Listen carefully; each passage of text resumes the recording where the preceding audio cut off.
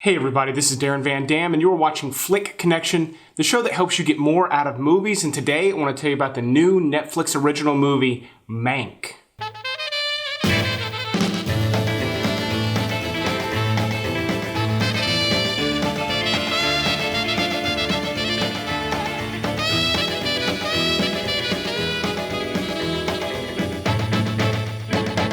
So this video is going to be spoiler free. In fact, it's kind of hard to spoil this movie. I'll explain why a little bit. But I'm going to be telling you all the things you might want to know going into it so that the movie overall makes a lot more sense, because there's a lot of historical context. Nothing too dry or boring. In fact, a lot of the backstory that you don't see in this movie is extremely interesting. So I'll be touching on most of that. But for starters, Mank is the first film from famous director David Fincher since Gone Girl. That's 6 years. That's his longest stint without making a movie, and it happens to be a Netflix original, which is kind of cool. And in this movie, Gary Oldman plays Herman Mankiewicz, who is a famous screenwriter who wrote what is largely considered one of the greatest movies ever made, Citizen Kane.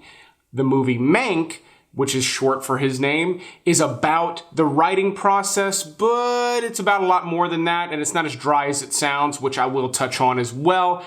Another good thing to know is that this movie was actually written by David Fincher's father, Jack Fincher, and that's significant because Jack Fincher has no screenwriting credits to his name. This is the only movie he ever wrote. He did write one about Howard Hughes that almost became Martin Scorsese's The Aviator, but they went with a different script instead. However, I find it very interesting that such a famous director is now circling back to direct a film written by his late father, who died in 2003. And, of all things, that movie is about a famous screenwriter.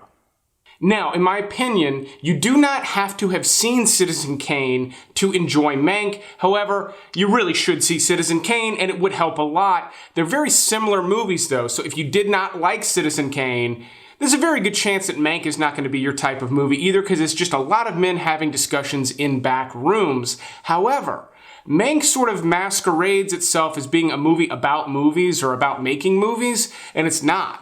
It's a movie about power, but you get these long scenes of men sort of sniffing around each other's intellectual assholes, and it manages to work because it's at the hands of such a skilled director like David Fincher. Now, after watching this movie, you may want to check out this video from Nerdwriter1. In it, he explains how David Fincher literally hijacks your eyes with how he moves the camera around. You may not be able to unnotice some of the camera movements once you watch that video, though, so fair warning.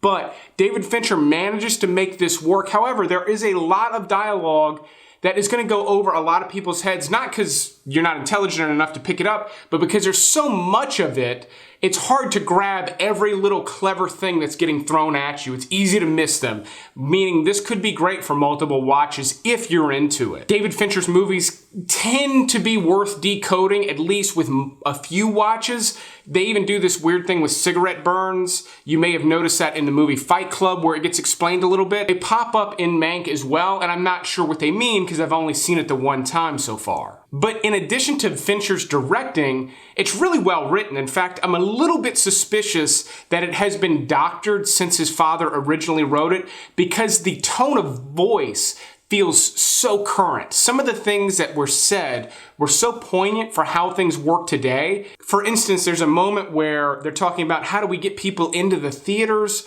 which is an obvious conversation to have sort of at a movie studio, and Mank's answer is show movies in the streets.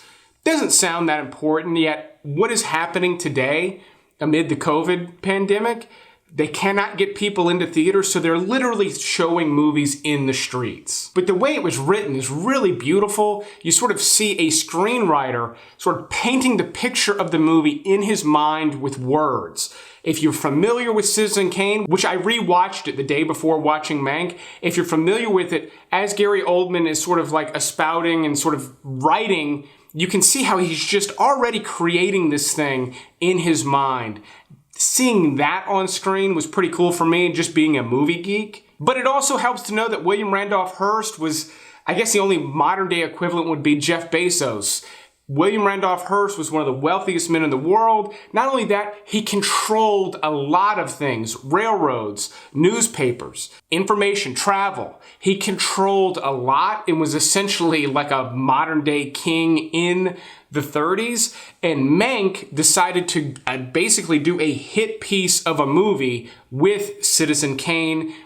This movie, Mank, I know it's confusing, is really about why he decided to do that, how he was connected to Hearst and Hearst's wife, who took like a big hit with Citizen Kane. She is made to look awful in that movie despite names being changed. What about me? I'm the one that's got to do the singing. I'm the one that gets the raspberry. At the time when this came out, everybody knew who this movie was supposed to be about. So Citizen Kane is one of the most scandalous movies ever made, still to this date. Now, I'll be going into more detail on how Citizen Kane was made, the controversy with Hearst, all of that in a members only video. It's not really suited for this review, but members, you can go check it out. If you have not become a channel member yet, there's a join link under the video or a link in the description. There's already a bunch of videos over there. Go check them out, see if that's the type of content you wouldn't mind paying a monthly fee for, because it does help out the channel. But I ultimately really liked Mank. However, it set with me in a way that the last few David Fincher films had. Zodiac and Gone Girl both left me kind of unsure when I finished the movie. I liked both, but did not love them as much as I've loved some of Fincher's other work, and Mank falls into that category as well. However, with both Zodiac and Gone Girl, after multiple watches, I really appreciated them and liked them a lot more. Now, I liked Mank. I recommend it. I do think you have to have a pre-existing interest in this subject matter, or just a pre-existing interest in filmmaking, or a pre-existing interest in sort of what goes on in the halls of power that we're not sort of allowed to see and hear, because all of that is in the mix here. However, it is fairly dry if you're not into what the movie's about and what it's displaying. There's not really enough there to sink your teeth into, but movie buffs should watch it. People who are particularly politically minded should maybe watch this one.